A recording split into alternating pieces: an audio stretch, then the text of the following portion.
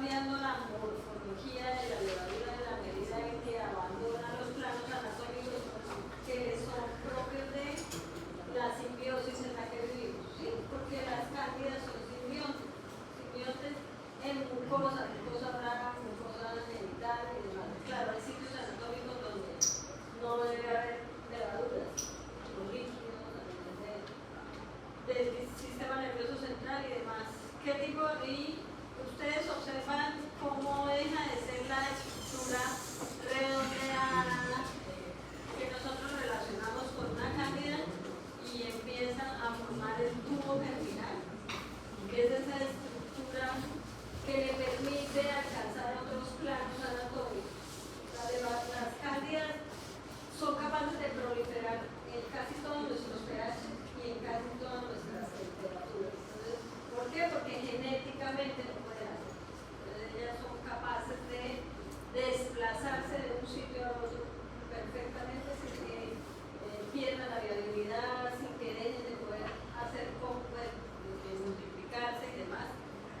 Cuando en la muestra que se tome del sitio donde haya una evidencia de infección, se alcanza a ver tubo germinal en la muestra, eso quiere decir que la levadura se está comportando como un patógeno, ¿sí? Porque le permite afectar otros tejidos. En cultivo y en tejido crece con una levadura, puede formarse pseudohifas. En algunas ocasiones se han encontrado hifas verdaderas. Acuérdense que ellas en la mayoría de los casos forman pseudohifas. Esa animación que no se separa y se mantiene unida. Hay antigénicamente dos tipos de cándida, que es la A y la B, yo creo que eso ya lo vimos. Por prueba bioquímica se pueden clasificar y tiene distintos genes que le permiten desarrollar toda la estructura, la pared, todo lo demás. Estas son las tres formas morfológicas en las cuales que se consiguen en las muestras en un proceso infeccioso por cándida. O son tubos germinales o pseudohifas o clamidosporas, que es esa levadura que se hace ancha como una raqueta. Todo eso es sinónimo de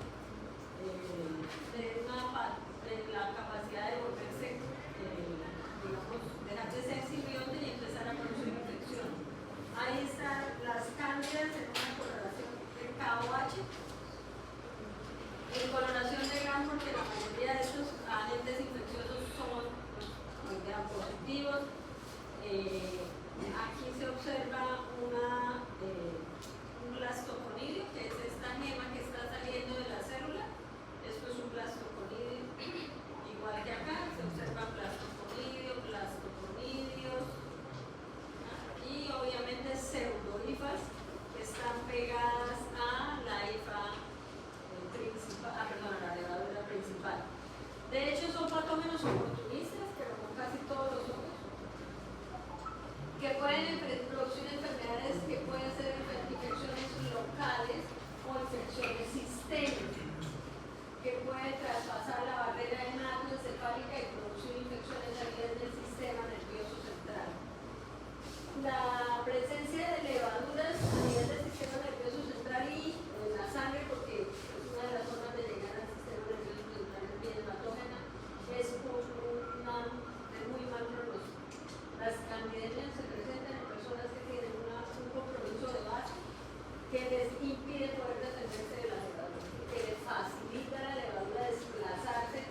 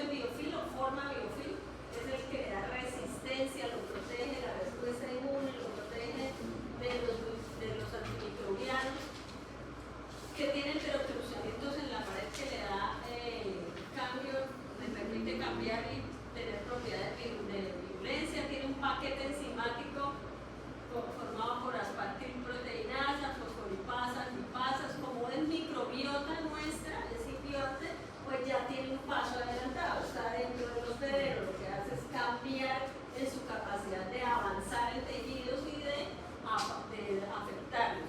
Se adapta a diversos pHs y tiene cambios fenotípicos que también le facilita la extensión a otros órganos. Son agentes infecciosos muy eficientes cuando el sistema inmune del paciente no colabora. Ellos son capaces de avanzar rápidamente y de producir sepsis en los pacientes de manera rápida. Las clínicas que podemos ver por cándida son a nivel mucocutáneo, a nivel oral y genital. A nivel oral puede ocupar toda la cavidad oral. Como se observa como una placa blanca, bien sea sobre la lengua o sobre el labio, sobre toda la cavidad oral. Se puede encontrar en pacientes inmunocomprometidos y en pacientes inmunocompetentes, ¿sí? En la cavidad oral. Niños que tienen mala higiene, que no los cuidan bien, que no les tienen buena higiene, que la mamá que está lactando no se hace una buena higiene en los senos, que en el momento del alumbramiento la señora tiene una infección genital por cándida si no le hicieron un buen control del embarazo. El niño al nacer por el canal de parto arrastra las levaduras y se las lleva en la boquita.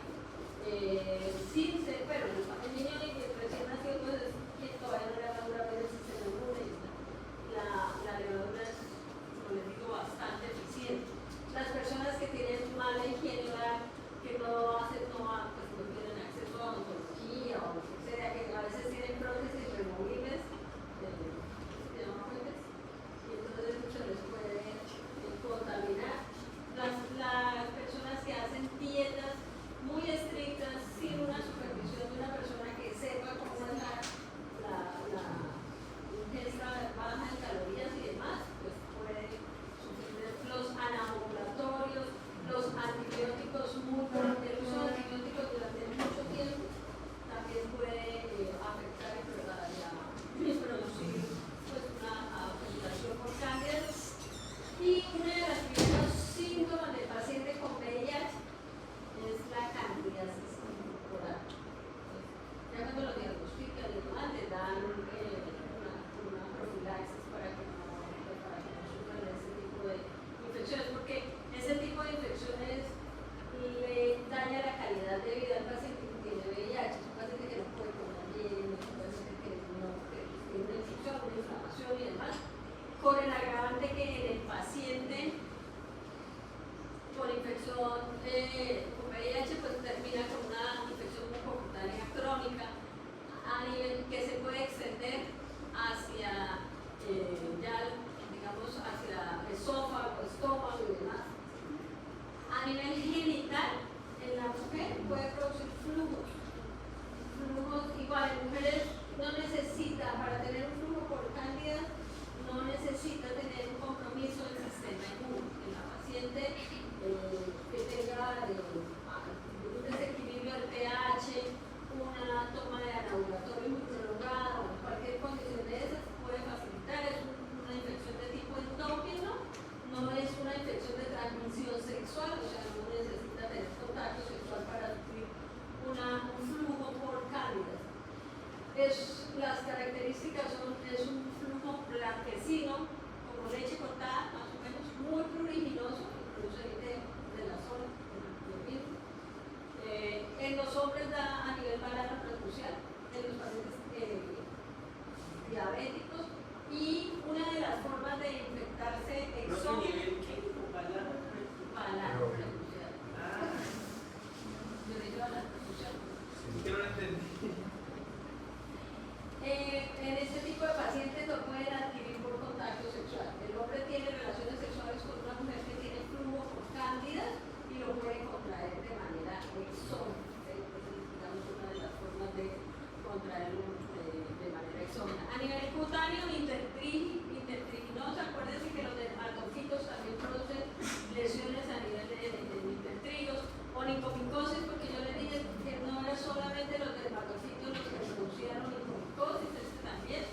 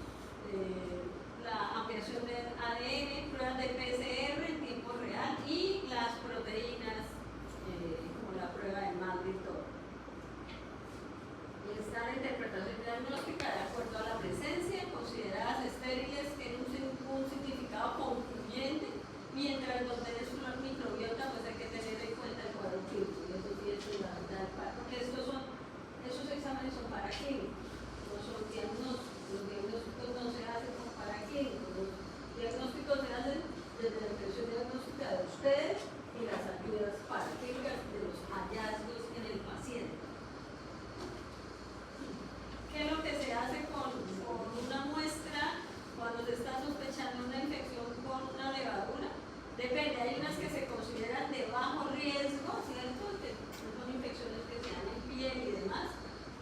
Y generalmente se hacen cultivos y se hacen tratamientos con los azoles, los que ya hemos visto, fluconazol, itraconazol. Ya fotericina E pues es generalmente sistémica. Cuando se hacen para los de alto riesgo, entonces si no hay fungemia, pues los tratamientos ya son con los azoles. Ahora, si ya se trata de fungemias o candidemias, pues anfotericinas, con caspofungina, ya fíjense que hablan de tratamientos de 7 a 14 días. Y ya ahora que pues más adelante cuando hablemos de aspergillus, entonces la evidencia de la presencia de los aspergillus es encontrar positivo para galactomannan. Y a los pacientes, a los que les están recibiendo trasplantes y ese tipo de pacientes, generalmente en el control les hacen pruebas para ver si hay galactomannan. Eso es sugestivo de que tiene una infección por aspergillus. Nosotros no somos portadores sanos de aspergillus. Los aspergillus son agentes ambientales que por el contacto con ellos puede derivar en un proceso infeccioso si el sistema inmune del paciente no es capaz de eliminarlo. Todos podemos en algún momento tener contacto con aspergillus, con mucor, con criptococo, con todo. Pero el que define cómo va a ser nuestro proceso entre salud y enfermedad es el sistema inmune. Igual los mucorales, igual galactomannanos, y eso ya es el paciente ya con, digamos, tiene que hablan de alto riesgo, ¿sí ven? Lo que son los aspergillus y los mucorales que encontraron en el paciente es que el paciente ya tiene una coinfección que le puede comprometer la vida, porque tiene una patología de base que le facilita la coinfección. ¿Tienen alguna pregunta? Las cándidas son una gran cantidad de especies. Sí, por ahí la última que encontraron es la cándida auris, que la encontraron en el conducto auditivo externo de una paciente. Probablemente es como si fuera una especie emergente, pero probablemente siempre se ha circulado entre nosotros, solo que las pruebas diagnosticadoras son más sensibles, entonces fácilmente hacen diferenciación. Antes no, antes podían confundirlas con microbiología. Si son muy cercanas del comportamiento bioquímico, pues uno puede solapar el diagnóstico, ¿cierto? En cambio con el genoma no. Bueno, entonces yo les traía por acá un caso clínico. Vamos a mirar si la luz lo permite. ¿Sí lo ves? No lo permite. Yo le leo. Un hombre de 32 años que sabe que tiene SIDA llega a urgencias con cefalea, fiebre de 3 días y de acuerdo a los familiares se encuentra con él, que vive con él, ha estado confuso, olvidadizo, confuso, irritable y desde unas semanas antes del inicio de estos síntomas. Dice que padece SIDA avanzado con un recuento de CD4 bajo y ha tenido episodios de neumonía por neumocistis, esofagitis por cándida y sarcoma de Kaposi. Todo lo que ha tenido son comorbilidades del paciente con VIH. ¿Por qué? Pero con VIH-Sida. ¿Cuándo empezamos a hablar de pacientes con SIDA? Era 200. Bien, el 400 es un niño, pero de 200 en adulto. Ha tenido todo, ¿sí? Todo lo que se espera que tenga si no recibe tratamiento.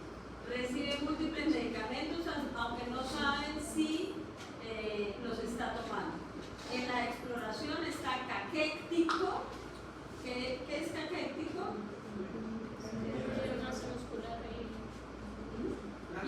Y con apariencia frágil. En el comportamiento está confuso y solo orientado con respecto a su nombre.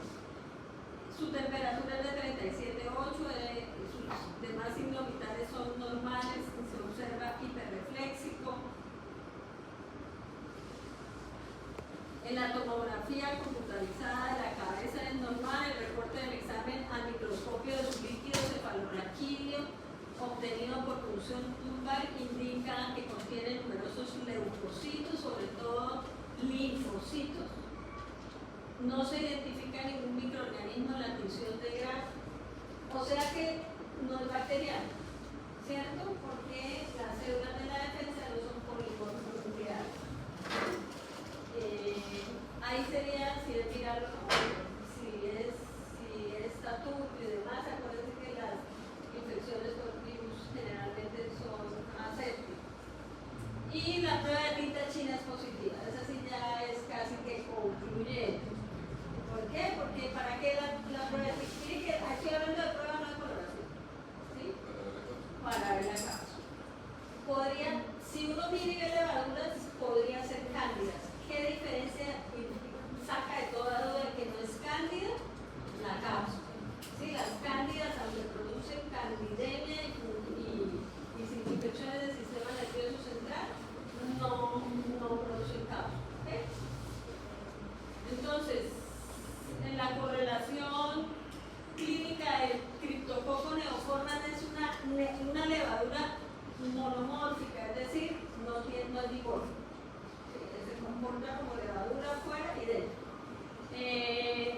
Puede producir meningitis, que en la mayoría de los casos es lo que presenta el paciente con VIH-Sida, una meningitis crónica, pero no es la única manifestación clínica de infección al sistema nervioso central. Puede producir criptococomas y una meningoencefalitis aguda, que esa sí es un curso rapidísimo y puede producir la muerte del paciente rápidamente.